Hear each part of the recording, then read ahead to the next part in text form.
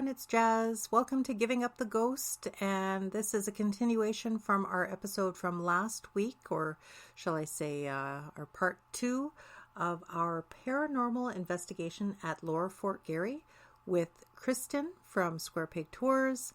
We had the honor and privilege to also speak a little bit with Kelly. Kelly is with Winnipeg Paranormal Group. They do some awesome investigation work for homes in the area. We highly recommend you checking them out, and they love to help people. And they also conduct tours quite regularly at the Seven Oaks house. So please check that out as well. Check Kristin's tour schedule coming up. Square Pegs offers a variety of different tours in the city. Again, we highly recommend her tours. They're very interesting, informative, and creepy. Just a little fine detail on today's episode on part 2. When we took the initial orientation with Kristin in the main section, the visitor center at Lower Fort Garry, we were then walking down towards the first location of the tour, which was in the actual fort. And in the first building, we were able to try and conduct communicating with spirits in what is known as the Fur House, which is also reportedly very, very haunted. So that's basically the setup of what you hear us walking along the path. And then Kristin explaining to us how we're going to communicate with all of her gear and her instrument. So we'll be back next week. Cher and I will be recording this Thursday. So thank you for your patience. Again, this is part 2. We'll have a part 3 probably in a couple weeks where I actually got to do some table tipping, and the table did actually move. So stay tuned for that. Again, this is Giving Up the Ghost. This is Jazz. If you wish to get a hold of us, if you'd like to share any creepy stories, we're actively looking for haunted house stories in the Winnipeg and Manitoba surrounding areas. Please email us at givinguptheghostpodcast@gmail.com. You can find us on Facebook, Twitter, Instagram, and like and share our page. That really helps a lot too. And we're on all formats with the pod shows, so you can find us everywhere. As Sherry says, we're like icing spread across the world. So again, thanks for everything. Thanks for listening to us, supporting us. And remember, live every day like it is your last. Do you want to say it? I have my little compadre here. But never give up the ghost. Bye for now. Bye. Well, yeah, and then you don't know what you're going to encounter, right? And, it's all high-tech equipment. Right. We're trying to find. Are you guys going to be doing anything at, are you going to do the Seven Oaks house again soon or anything? Or? We are. We just did, what did we do? We did Rob's house in June. Okay. There's another one. There's a July 20th one at Seven Oaks. I will be at that one. Okay. We're doing another one at Seven Oaks in August as well. Okay. I'll look for that. I'd like to come out to that and check it out. And, I'm trying to arrange one at Ninette. Okay, with sure. This group or the other group. Right. That's an awesome place too. Go. So, oh, there's the cat. Hi, Rupert. Paranormal stuff. So. My friend came here one day and just a regular tour, like not a ghost tour or anything. Mm-hmm. My partner actually, and they were in the fort, and she felt the cat rub against her, and she's like, "Okay, now is that a real cat or is that a ghost cat?" It's a ghost cat.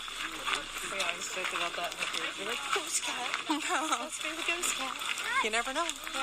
My friend's staying at my mom's house. My mom passed away in February. Oh, yeah. And he said he swears to God there's a ghost cat in the house. I go, oh, yeah, that's Machen. I go, throw a cork, see if she'll catch it and bring it back to you. Because my cat died in that house. Before I forget, you did, and I didn't get to listen to it yet. You did the one with Melanie, right? I did, yes. She's amazing. She's a good girl. You know what? Like, I truly feel for her, and just the what she was telling us of the connection. Yeah. I totally get that, for sure. And that's one of the things that I love about this field, being able to hear these stories from so many people, and and we just like connecting to the States and stuff, and worked with people, and we just like connecting everybody and just let people know what's up there, Yeah. Like, we're not in for money. I'm not making money. This is all volunteer. No, I'm just kidding. And you're like, I am forever, and I said, so much money. I know. But it's fun, and we're meeting so many people. And actually, I forgot to mention to Kristin because she's so busy. We did air her article, her interview we did at the jail that night, like for that quick half an hour. Yeah. Such a good interview. Yeah, that's awesome. It was really good, like just the wealth of her information, like. So anyway, I'll mention to her later. She's so busy, I don't want to bug her. Yeah, it's nice when you travel too, because when I've gone to different places, I'll tell them, like, contact the groups. Yeah. I'll be like, so, can you arrange something? I'm coming out. Can we talk? And Right. Like anywhere I've gone. Yeah. In the States and they're in very Canada. open and receptive, and Very cool. Yeah. that's nice. Yeah. I have, like, very close friends, like, all over now because of it. The Paranormal field's pretty tight. Very cool. Yeah. You know, it'd be a good place to go investigate? Woodridge, Manitoba. Haunted as shit out there. Really? That's where all my family comes from. Oh, man. That's where the ghost lights they saw in the 70s and the 80s. Oh, yeah. Yeah. Wow. So, And that's a lot of stuff. Manitoba? Yeah, it's southeast of Steinbach. Okay. We should go out there. Yeah. It's an old railway town, you know, like where the logging and stuff. Yeah. So, there's a lot of, family, they've seen things, Yeah. they've heard things, and Well, I've been trying to work on my live stream show, and it's so hard, though, because I always lose reception everywhere I go, especially, way out places. Yeah, where yeah. I'm like, well, yeah, there is some lost places you can't, there's no reception at all. I record it, and then I put it on there, but it's not the same, because people want to be able to go with you on the investigation, right? Yeah. So to speak, online. Like, do you have like a YouTube channel, or what is It's it? a Twitch channel. A Twitch, okay. Yeah. I don't really do anything with Twitch, but that would be something to look into. Yeah, it's still pretty new as far as the expansion part, because Okay. it's known for gamers. Right. Well, people are enjoying themselves up there. Yeah, there's so many. The one thing I wanted to know about this Especially place. these rude people in front of us.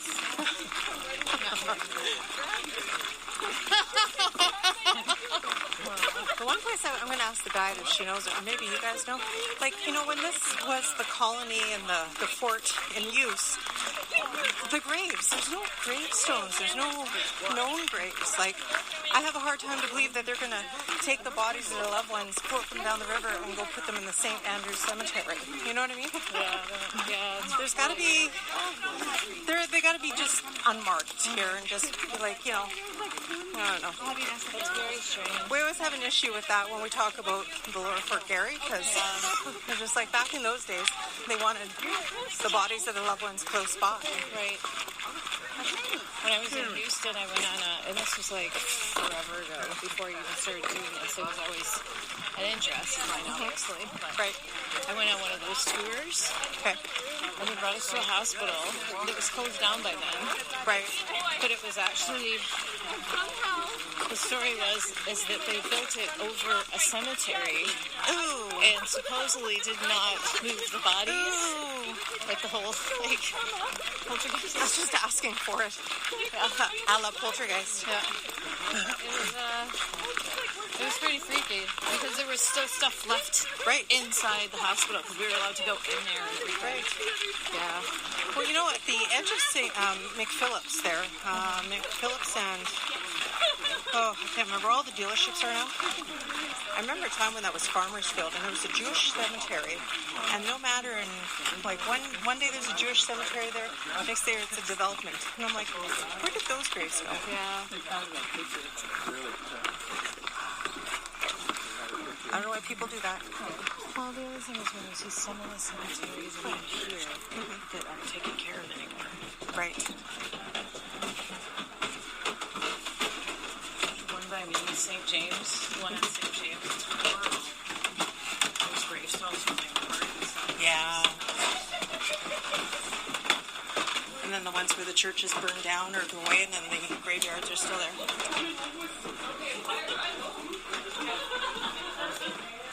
Alright, yeah, there's a little bit of room. So we're going to just be doing some stuff about this zone here, so we'll go in to see. Yep. Everybody has their way and their style. I, for example, am not one that really believes in demons and demon possessions and such, But, you know, if you watch the fellow who does that Paranormal State, you know, they come from a very Catholic perspective. I'm not going to say they're right or wrong. It's just a very broad topic with lots of different ways of dealing with this subject matter. Regardless of which path you choose, it's a fascinating subject. And we are going to be, I think this might be the final frontier, you know, forget Alaska. No, but you know, maybe, you know, for me, I think that at this point in time, after doing these tours for so long and having such great experiences and meeting someone like Donna as well, I personally don't have a doubt in my mind that there's life after this. There's just been way too many things that I can't explain. So, you know, if anything, it might help you in that area as well. Okay, so to start with, we're going to use some of the basic tools: the K2 meters, dowsing rods, and the pendulum. Now, if you have an iPhone or an Android or whatever, there's an app for this. Now, it's called Ghost Radar Classic. You can upload the free one. But if you read the disclaimer, it says it's for entertainment purposes only. Okay, no problem. Now, the thing is, though, I've been using this thing on the tours for several years, and 99% of the time, the words that are given to me on this app are pretty much useless. I'll try using them in sentences. I'll see if I can work it into something. And if there's a reaction to something else, and I'm like, oh, okay, well, maybe it's a leak, okay? Then there's that 1 or 2% where I get a word and the weirdest stuff happens. And it first happened to be here at this site, big house. We're doing this activity. The Ghost Radar comes up with the word whistle. So I'm like, oh, okay, so I whistle. No word of a lie, we were given a whistle back. Oh. You know, and then I have a video on my website where the word cage came up when we were in the former prison. So I figured we had a former prisoner coming through. I was trying to reassure him, no one's going to, you know, judge him or anything, and just to, you know, trying to make him feel safe. And all of a sudden, the light bulb in a cage-like, what do you call that? A cage-like thing. Shade. Yes. Flickered on. And the weird thing is, the Parks Canada person, where's Haley? Back here. Oh, yeah. Yeah, that's when Stephen Grey Eyes was working. He was in the back room, you know, by where the warehouse is. And he swears to this day he pulled the plug, because there's no on-off switch. He said he just pulled it right on the wall so you were in the dark. But when you see the video, you can actually see it. It doesn't just go on. It flickers on. And I'm sitting there going, I thought we didn't have the use of that light. That's my scared reaction. So, all right, so I'm not going to write off the app completely. There have just been some really interesting things that have occurred. Okay, now as we begin, just turn off your ringers so that we don't get interference, because sometimes the spirit will call. Oh, yeah. Oh, Caribbean, over here. You're here? Yeah. Oh, you made it? Yeah. Oh, great. Good, okay. Basically, if you drop dead, it's not our fault. You raise your right hand and swear that if anything bad happens to you after the tour, it's not our fault. Good. All right. You? Yes. See, everybody has to sign a waiver. Okay. So, all right. No, I'm glad you guys made it, because I know there was a couple others that I was... Yeah. Oh, there.